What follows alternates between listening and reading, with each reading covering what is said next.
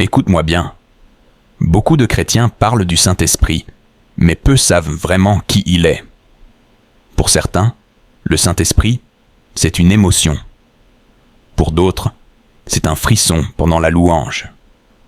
Pour d'autres encore, c'est quand on pleure à l'église. Mais laisse-moi te dire une chose très simple. Le Saint-Esprit n'est pas une force. Le Saint-Esprit est une personne.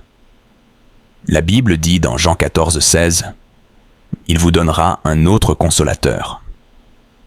On ne parle pas à une force. On ne console pas avec une énergie. On parle à une personne. Et voilà pourquoi beaucoup sont frustrés dans leur foi.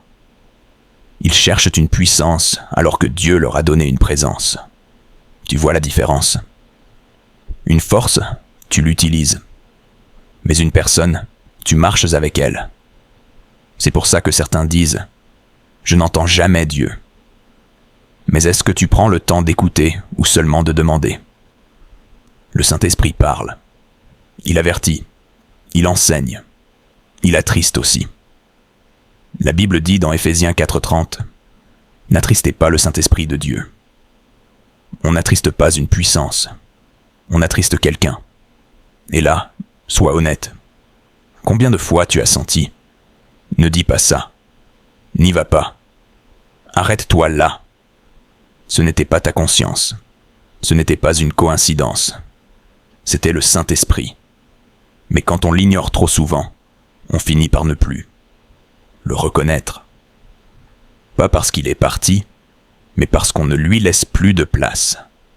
Le Saint-Esprit n'est pas venu pour te rendre bizarre.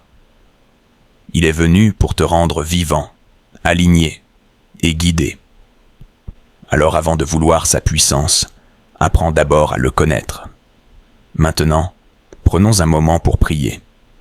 Seigneur notre Dieu, nous te remercions pour le don précieux du Saint-Esprit. Pardonne-nous pour les moments où nous l'avons ignoré, attristé ou réduit à une simple émotion. Apprends-nous à marcher avec lui chaque jour, à l'écouter dans les petites décisions et à lui faire de la place dans nos vies. Nous ne voulons pas seulement ressentir ta présence, nous voulons vivre conduits par ton esprit. Au nom puissant de Jésus-Christ. Amen.